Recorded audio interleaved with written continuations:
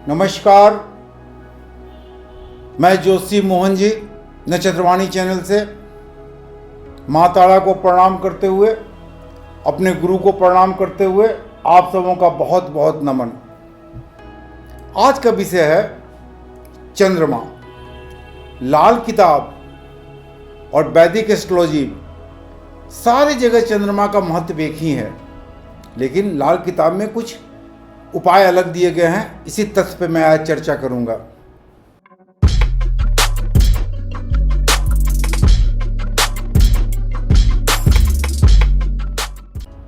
सबसे पहले मैं चंद्रमा को देखता हूं तो चंद्रमा हमारे मन का कारक है, और लाल किताब भी कहता है कि हमारे चंद्रमा मन का ही कारक है, मेरी मानसिकता का कारक है, मेरे माँ का कारक है।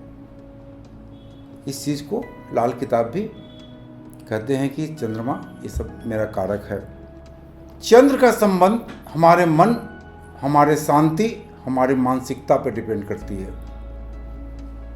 लाल किताब के अनुसार हमारे शुरुआती प्रारंभिक शिक्षा का चंद्र ही कारक होते हैं। यहां तक कि लाल किताब के अनुसार हमारे पैसे का भी कारक चंद्रमा ही होते हैं। हमारे डेली लेन देन का कारक भी चंद्रमा ही होते हैं। कहा गया है कि जिन जातक के प्रथम भाव में चंद्रमा निवास करते हैं या बैठे हुए हैं, उन जातक का अपनी माता से बहुत ही अच्छा संबंध रहता है।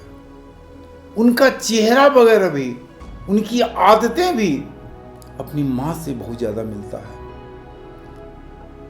अगर हम देखें तो चतुर्थ भाव हमारी माता का भी भाव होता है। चतुर्थ भाव हमारे भौतिक सुख का भी भाव होता है, और सुख तो मन से ही प्राप्त होते हैं ना। और चतुर्थ भाव अगर काल पुरुष की कुंडली में आप देखें तो कर्क राशि माने जाते हैं, और कर्क राशि के स्वामी भी तो चंद्रमा हैं।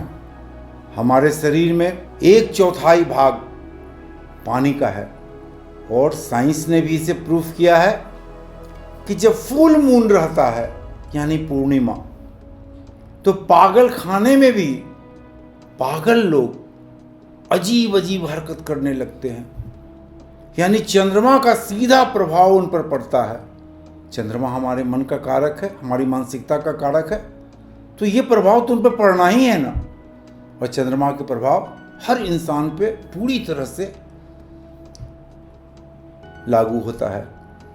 लाल किताब के अनुसार अगर किसी की कुंडली में चंद्रमा खराब होते हैं तो मंगल भी खराब प्रभाव देने लगता है, और जब मंगल खराब प्रभाव देंगे तो आपके पराक्रम भाव भी खराब हो जाएंगे, क्योंकि मंगल हमारे पराक्रम का, और चंद्रमा और मंगल को मिला दिया जाए तो चंद्रमा और मंगल जब मिलते हैं तो लक्ष्मी योग पैदा होता है, लक्ष्मी योग का निर्माण होते हैं। तो चंद्रमा अगर खराब हुए तो धन भी मेरा गया, क्योंकि मंगल तो खराब हो जाएंगे।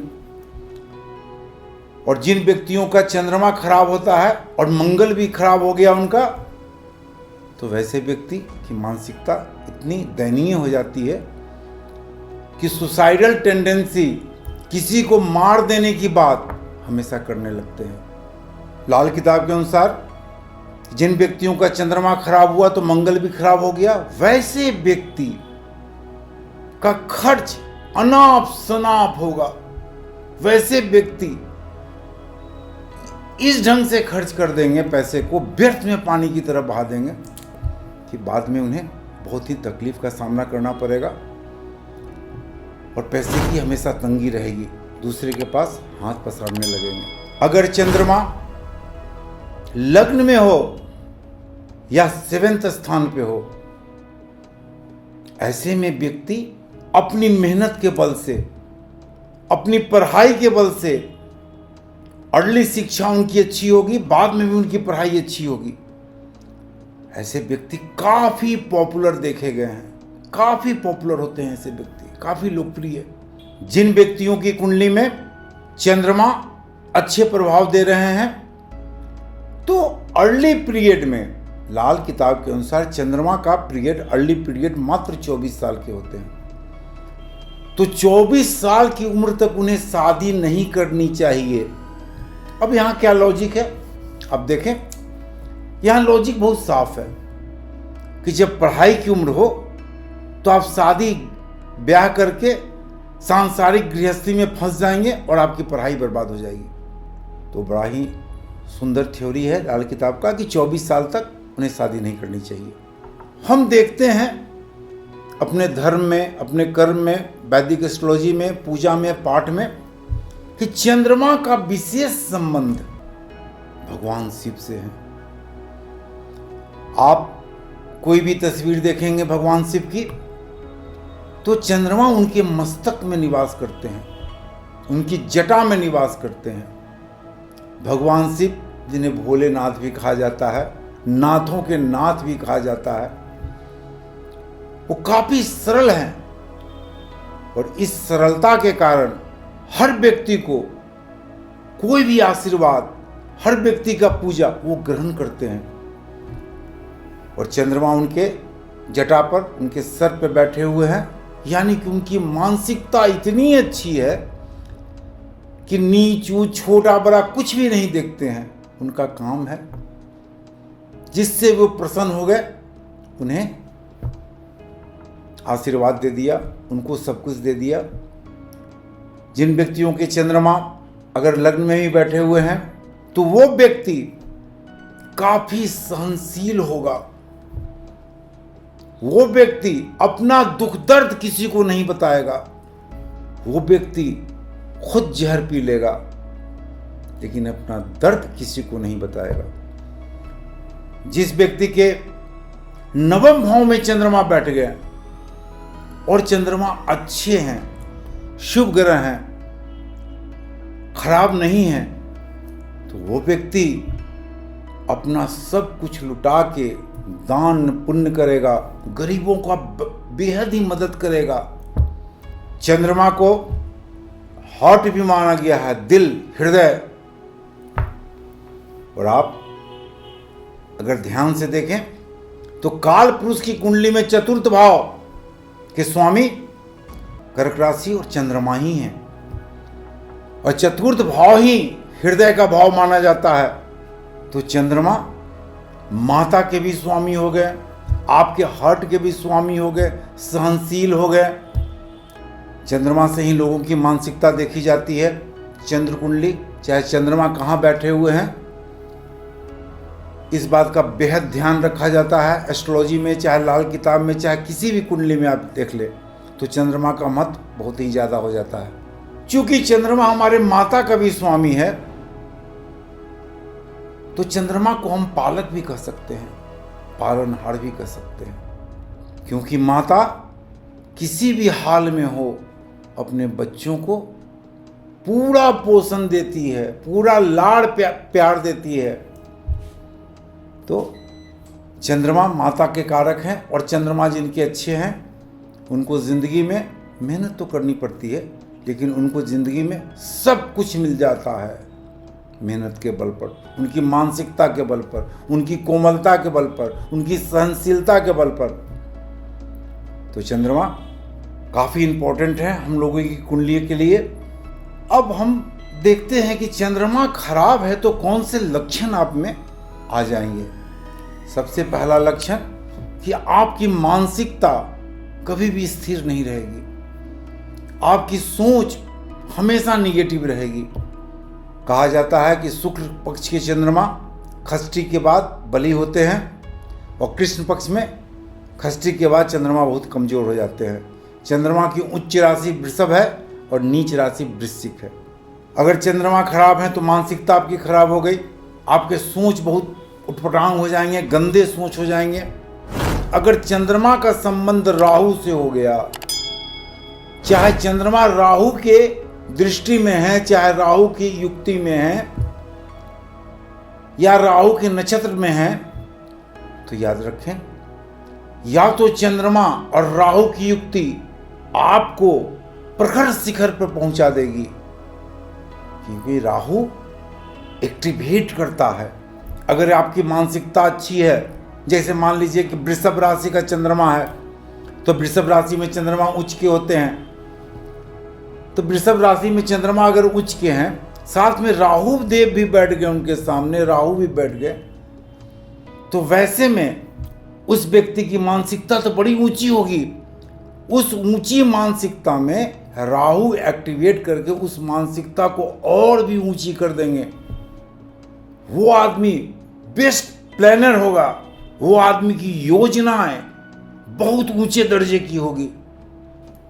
अगर चंद्रमा पर पापी ग्रह की दृष्टि पड़ गई, राहु के अलावा युक्ति को छोड़कर मंगल की दृष्टि पड़ गई, गलत भाव से पड़ गई, तो वैसे में चंद्रमा ज़्यादा दूषित हो जाएगा, उचित प्रभाव देने से वंचित रह जाएगा।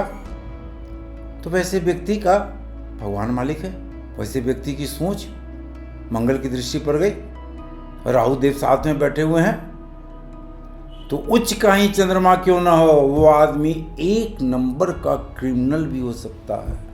और चंद्रमा अगर अच्छे फल देने लगे तो बहुत बड़ा पॉलिटिशियन हो जाएगा वो आदमी। कहीं से अगर सूर्य जुट गए उस आदमी के चंद्रमा के साथ, चाहे राहु के साथ, राहु के साथ सूर्य बहुत बुरा माना जाता है, लेकिन सूर्य तो सूर्य ही हैं, उनके प्रकाश के आगे सब कुछ खत्म। जैसे मैं पहले ही बता चुका हूं कि चंद्रमा जो है, जिनकी मानसिकता खराब हो गई, चाहे गलत आचरण में चले गए, चाहे चंद्रमा बहुत बुरा है उनका, कृष्ण पक्ष का चंद्रमा है, राहु कहीं ना कहीं से युक्ति है, अष्टम से संबंध बन गया, तो ऐसे व्यक्ति बुरे से बुरे काम करने लगेंगे, बुरा से बुरा काम, वो एक नंबर के अपराधी भी बन सकते हैं। अगर चंद्रमा आपका बहुत बुरा है तो मैं चंद्रमा का एक मंत्र बताता हूं आपको। इस मंत्र का अगर जाप करते हैं, वैसे आगे मैं बहुत उपाय भी बताऊंगा, लेकिन चंद्रमा का एक मंत्र जिसको बीज मंत्र भी माना जाता है, बहुत लोग बीज मंत्र भी करते हैं, लेकिन बीज मंत्र एक ही अक्षर के होते हैं। तो चंद्रमा का यह मंत्र है, ओम श्रांग श्रीं श्रौं सः चंद्रमसे नमः, ओम श्रांग श्रीं श्रौं सः चंद्रमसे नमः। जिन व्यक्तियों का चंद्रमा बुरा है, सोमवार के दिन उन्हें दूध चढ़ाना चाहिए शिव मंदिर पर, सफ़ेद मिठाई बांटनी चाहिए। 7 पूर्णिमा गाय के दूध का खीर बनाकर धार्मिक स्थान में बांटने से भी चंद्रमा का पूरा प्रभाव खत्म हो जाता है। अब चंद्रमा का कुछ भाव में मैं युक्ति बता रहा हूं, कुछ भाव का भाव से। अगर चंद्रमा 6ठे भाव में हो और 8वें भाव में युक्ति बना लिए हैं, क्योंकि 6ठा भाव काल पुरुष की कुंडली में 6ठा भाव का कारक ग्रह स्वयं बुद्ध जी होते हैं, बुद्ध देव होते हैं। तो चंद्रमा अगर 6ठे हाउस से संबंध बनाए, 6ठे हाउस में बैठा हो और 8वें हाउस से संबंध बना ले, तो वो व्यक्ति, फिर मैं यहां पर दोहरा रहा हूं कि बुद्ध 6ठे भाव का कारक बुद्ध हो गया, चंद्रमा बैठे हुए हैं, 8वें भाव के कारक मंगल देव हो गए। तो चंद्रमा और मंगल का जब भी मिलन होगा तो लक्ष्मी योग तो लगेगा ही, और बुद्ध के कारक में चंद्रमा बैठे हुए हैं 6ठे भाव में, तो वो व्यक्ति का स्वभाव व्यवसाय की ओर ज्यादा होगा, लेकिन मंगल नौकरी की ओर, सरकारी नौकरी की ओर भी उकसाते हैं। तो अगर वो व्यक्ति सरकारी नौकरी करता है तो अपार धन संपत्ति कमाएगा, लेकिन ये अपार धन संपत्ति रिश्वतखोरी की होगी। वो इतना बड़ा रिश्वतखोर होगा, इतना बड़ा रिश्वतखोर होगा कि उसकी कोई प्रकाष्ठा नहीं है। तो अगर चंद्रमा 6ठे और 8वें भाव से युक्ति बना ले तो व्यक्ति बहुत बड़ा रिश्वतखोर होगा। यहाँ पर हम देखते हैं कि चंद्रमा 6ठे और 8वें से युक्ति बनाते हैं, तो ऐसे व्यक्ति व्यवसायी नेचर के भी हो जाते हैं, और ऐसे व्यक्ति सूद पर, इंटरेस्ट पर रुपया को मार्केट में छींटते हैं, जिसका परिणाम आगे में तो उन्हें बुरा मिलता है। लेकिन ऐसा व्यक्ति दिन रात पैसा कमाने की सोचता है, दिन रात पैसा के पीछे भागता रहता है, अगर चंद्रमा नवम भाव से युक्ति बना ले या नवम भाव में बैठे हुए हों तो ऐसे व्यक्ति धर्म कर्म करते करते अपना शर्ट कमीज सब कुछ उतार के दान भी कर सकते हैं और अपना दुख दर्द किसी को नहीं बताएंगे।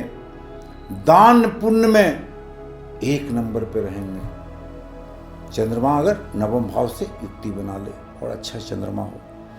अगर व्यक्ति के कुंडली में चंद्रमा पापी हुआ, चंद्रमा किसी तरह से खराब हुआ, नवम भाव में बैठ गए चंद्रमा, तो यकीन जानिए वो व्यक्ति मंदिर का भी पैसा चुरा लेगा, मंदिर में जाके पॉकेटमारी भी कर लेगा और मंदिर का सब सामान भी चुराने लगेगा।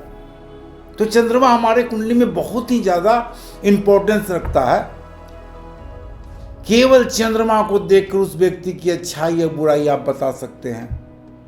अगर चंद्रमा 10म भाव से संबंध बना लिया हो तो काल पुरुष की कुंडली में 10म भाव शनि के कारक होते हैं और 10म भाव से चंद्रमा का संबंध, चाहे चंद्रमा अगर 10म भाव में बैठ गए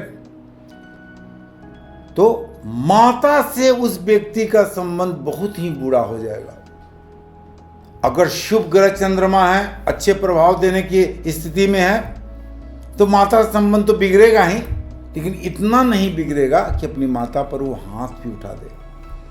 लेकिन अगर चंद्रमा अच्छे नहीं है 10th स्थान में, तो माता को ऐसा व्यक्ति घर से भी निकाल देगा।